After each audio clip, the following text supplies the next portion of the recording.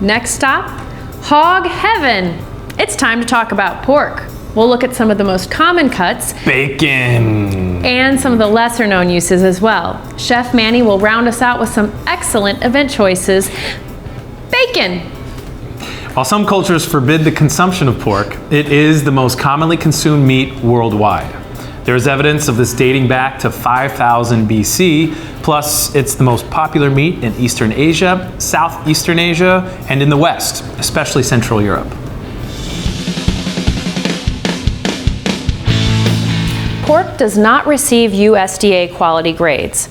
This is because it's generally from young animals that are bred to produce uniformly tender meat. This is why appearance is an important guide when purchasing fresh pork. We look for cuts with a relatively small amount of fat over the outside that is firm and grayish pink in color. For the best flavor and tenderness, pork should have a small amount of marbling, and its consistency makes it suitable for a variety of cooking styles.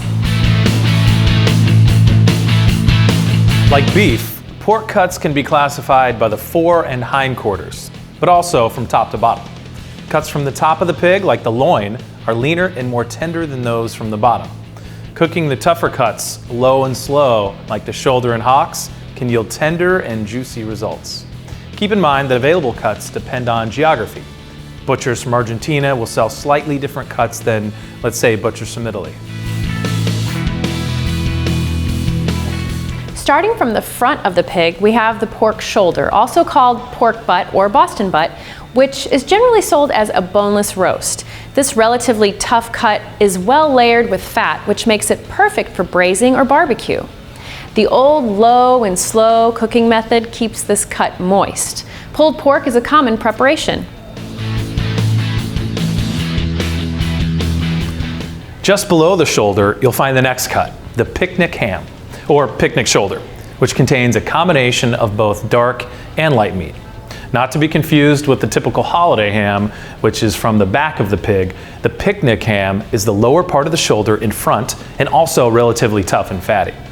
This cut is often sold bone-in and prepped using braising, roasting, or smoking, and it produces the popular country-style spare rib.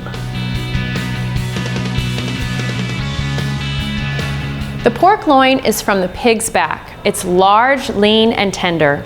The loin is best roasted slowly. Too much heat will cause it to get dry.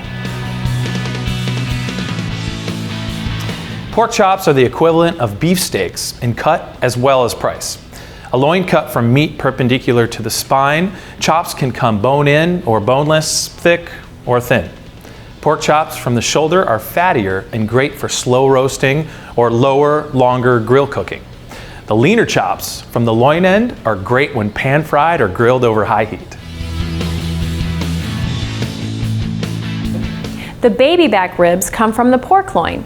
They're what's left when the loin meat is cut away. They're called baby because they're shorter in relation to the bigger spare ribs, not because they come from a baby pig.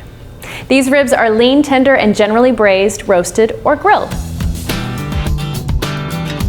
Pork belly is the underside of the pig and surrounds the stomach, and it's where bacon comes from. Yep, that's right, bacon. The curing process that makes bacon preserves food by the addition of salt, nitrates, or sugar with the intent to draw moisture out. The pork belly is very fatty, so you'll see long layers of fat in bacon. In addition, many chefs will braise pork belly and then crisp it up by pan frying. Spare ribs are meaty ribs cut from the belly, often called St. Louis style ribs, my hometown.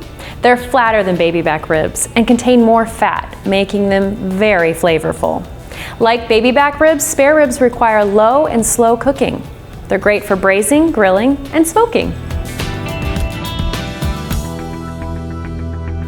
The rear leg is where our traditional holiday ham comes from. Like bacon, ham is cured and can come whole or spiral sliced, with or without the bone. Ham from the shank portion, almost triangular with a tapered pointed end, is generally better tasting and easier to carve than ham from the sirloin or upper portion. This one will look more rounded at the top. And don't forget to save the ham bone. This is an excellent way to flavor a slow-cooked soup. The rear hock is like the shank of the front leg. It usually comes cured and smoked. It is commonly used to add a smoky, salty flavor to soups and stews. There are a few bonus cuts you'll only find at a butcher. Trotters, a fancy name for the feet, are great for building body in a stock. The pig's head can be used to make head cheese and certain salamis. Ears are popular in cuisines around the world and are often roasted, grilled, or pickled. The jowls are very fatty and used as a soul food staple for flavoring and frying up like bacon.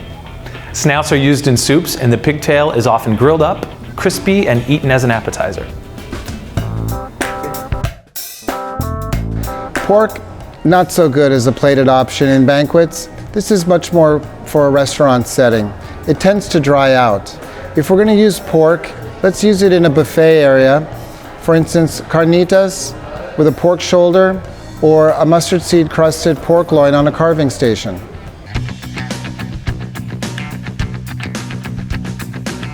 Okay, everybody, it's review time. Remember, pork is the most popular meat worldwide, and it's bred to be tender. Let's go over the cuts. Shoulder, a tough cut from the front. Picnic ham, a tougher cut from below the shoulder. Loin, a lean and tender cut from the back. Chops, the priciest cut from the loin. Baby back ribs, what is left after the loin is cut away. Belly, surrounds the stomach and produces bacon. Spare ribs, meaty ribs cut from the belly. Ham, from the rear leg, usually sold cured. Hock, from the rear leg used as flavoring. And the butcher cuts. Trotters, head, ears, jowls, snout, and tail.